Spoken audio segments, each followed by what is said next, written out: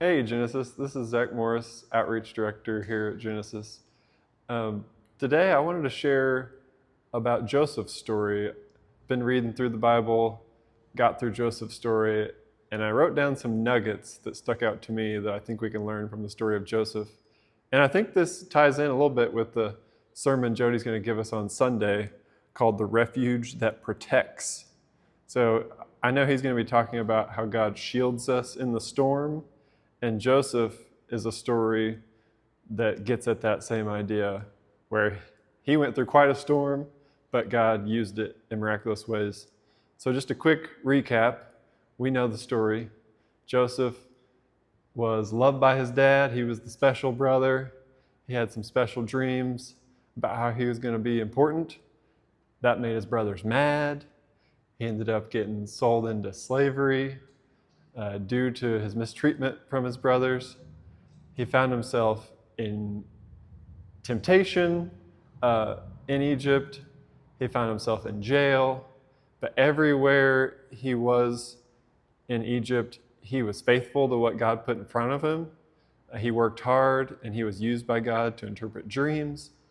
This landed him a position as the second in charge in Egypt. And then we know he reconnected with his brothers. He offered forgiveness. So through that story, these are the things that stuck out to me that I just want to share as an encouragement to the situations that we're in now, lessons that we can learn from the story of Joseph.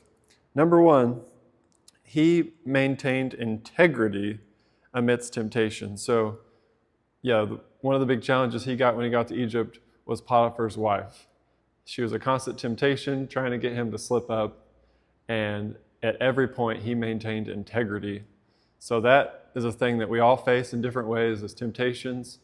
And that's an example of maintaining integrity through the storms of temptation. Number two, he maintained faithfulness amidst mistreatment. So we know he ended up in jail due to false accusations from Potiphar's wife. And even while in jail, due to mistreatment, he was faithful to help out in jail to the point that he got a leadership role in jail. And then he was even used by God to interpret some dreams for these guys in jail. So instead of sulking in how his situation was unfair, he said, how can I be faithful to what's in front of me? And how can I serve and be used by God? Number three, he pointed people to God as the help, not himself.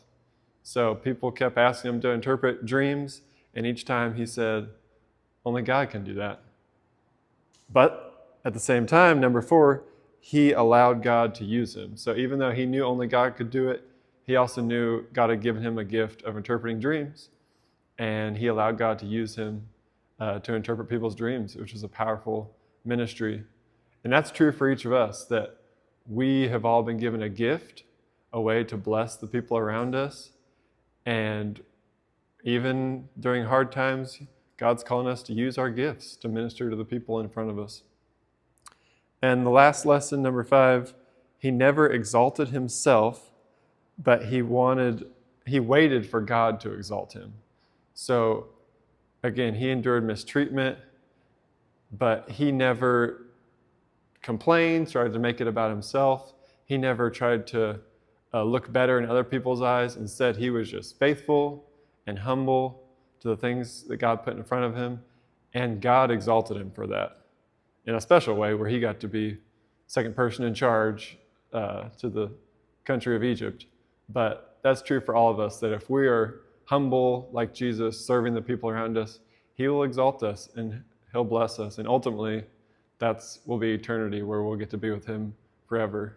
So let's just take those encouragements as we go into this weekend, knowing that God has a special way he wants to use us. Even if we're in a storm, he wants to use every challenge that we go through for something good. And I'll leave us with this verse at the end of the story of Joseph, where his brothers were asking for forgiveness from him, and he said to his brothers, "You intended to harm me, but God intended it for good, to accomplish what is now being done, the saving of many lives."